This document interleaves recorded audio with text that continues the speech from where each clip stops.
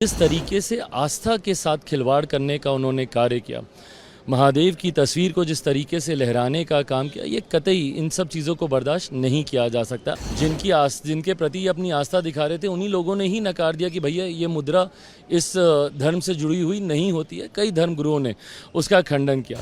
मैं भी हिंदू धर्म में आस्था रखता हूँ, महादेव का मैं भक्त हूँ। ऐसे में जिस तरीके से कल उनका आचरण था, तस्वीर को लहराना, टेबल के ऊपर रख देना, उसके ऊपर कागज़ पत्री रख देना, कतई इस बात को कोई बर्दाश्त नहीं कर सकता। जिस तरीके से हिंदू भावनाओं को ठेस पहुँचाने का काम किया गया, जिस तरीके से ब्लैक एंड वाइट शब्दों में कहा कि हिंदू हिंसा को फैलाते हैं, जो लोग सनातन को एक बीमारी बताने का काम करते हैं, तो ये लोग उसी सोच से प्रभावित हैं और उन्हीं शब्दों को सदन के पटल में रखते हैं, जिसको देश की एक बड़ी आबादी अस्वीकार करती है। आज एनडीए की मीटिंग थी, क्या स्पेशली पीएम ने किस तरह का निर्देश दिया? कोई निर्देश नहीं दिया, प्रधानमंत्री जी का मार्गदर्शन हम लोग को प्राप्त हुआ।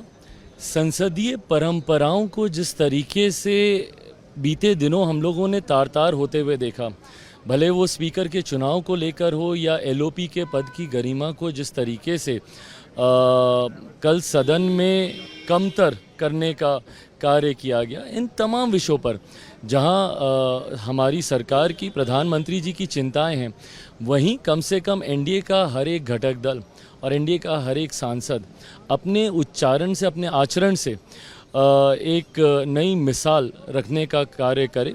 ऐसे में प्रधानमंत्री जी के अनुभव का लाभ हर एक सांसद को मिले, इस सोच के साथ आज एनडीए के संसदीय दल की बैठक रखी गई थी, जिसमें तमाम एनडीए के सांसद मौजूद थे और उसमें से कई जो नए सांसद हैं, जो पहली बार चुनकर आए हैं, उनके लिए प्रधानमंत्री जी का मार्गदर्शन ज़रूर बहुत ज़्यादा मायने रखता है, उनके अनुभव से सीखना, और आज वही मार्गदर्शन हम लोग को मिला। किस तरह का मार्गदर्शन था? स्पेशली कुछ निर्देश कि आप लोग ऐसे बिहेव? नहीं, देखिए, प्रधानमंत्री जी हमेशा इस बात को लेकर रहते हैं कि ज़्यादा से ज़्यादा समय लोग संसद में बिताएं, ज़्यादा से जितना समय रहेंगे उतना ही ज़्यादा सीखने को मिलता है।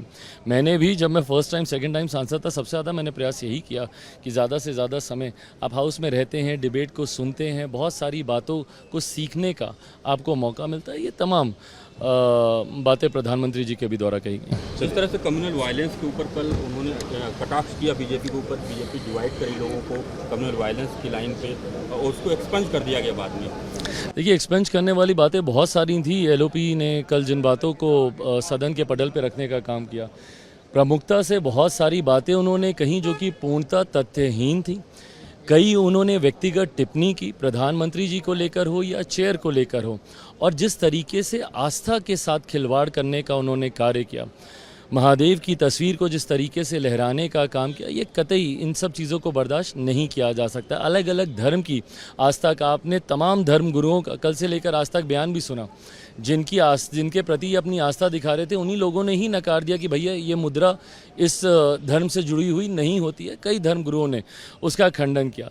बहरहाल, मैं भी हिंदू धर्म में आस्था रखता हूँ, महादेव का मैं भक्त हूँ। ऐसे में जिस तरीके से कल उनका आचरण था, तस्वीर को लहराना, टेबल के ऊपर रख देना, उसके ऊपर कागज़ पत्री रख देना, कतई इस बात को कोई बर्दाश्त नहीं कर सकता। और जिस तरीके से हिंदू भावनाओं को ठेस पहुँचाने का काम किया गया, जिस तरीके से ब्लैक एंड वाइट शब्दों में कहा कि हिंदू हिंसा को फैलाते हैं, ये कतई कोई भी हिंदू, कोई भी व्यक्ति जो कि इस धर्म में आस्था रखता है, जो सनातन में, पर दिक्कत ये ना कि इन लोगों का गठबंधन ही ये सोच रखता है।